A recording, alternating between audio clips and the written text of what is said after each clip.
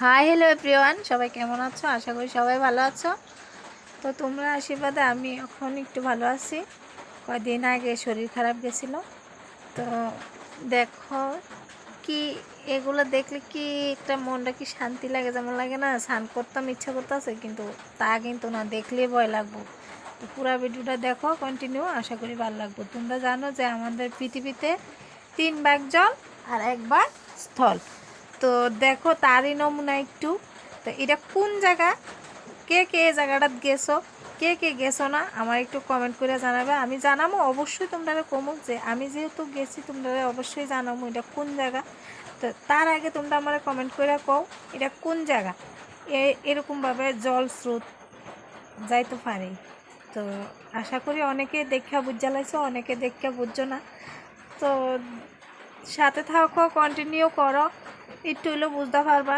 দেখো জলের স্রোত যেমন লাগে যে ধুমা উঠতেছে, ধুমা এরকম লাগতেছে, কিন্তু ধুমা নাই, এটা কিন্তু জল উপর থেকে পড়তেছে। দেখো মাগো যেমন লাগে কি ধরতে পারবা, কিন্তু যে দেখলেই ভয় লাগে, দেখলেই ভয় লাগে, এরকমভাবে স্রোত জলের। তো এটা হচ্ছে ডুম্বুর। যারা যারা ত্রিপুরাতে থাকো অনেকে চিনা গেছো বা অনেকে চিনো না। তো এটা ডুম্বুরে অবস্থিত। যারা ত্রিপুরা তাইবা এনে একবার ভিজিট করো সবাই। আশা করি জায়গাটা ভালো লাগবো। অনেকেই ঘুরতে যায়, প্রচুর মানুষ আইয়ে এখানে দেখার লেগে।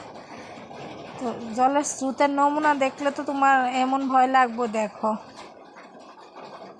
আমি তো দেখা অবাক হয়ে গেছি গা, বাপরে বাপ, এরকমভাবে জল ছুটে নাকি।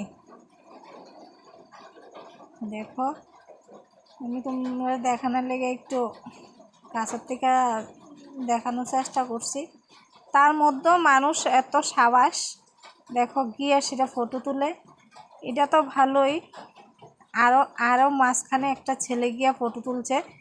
আমার মনে হইতেছে যে ছেলেটারে মানে জলের স্রোতে লইয়া যাব গিয়া, কিন্তু না, ছেলেটা সাহস আছে, কইতে হইব।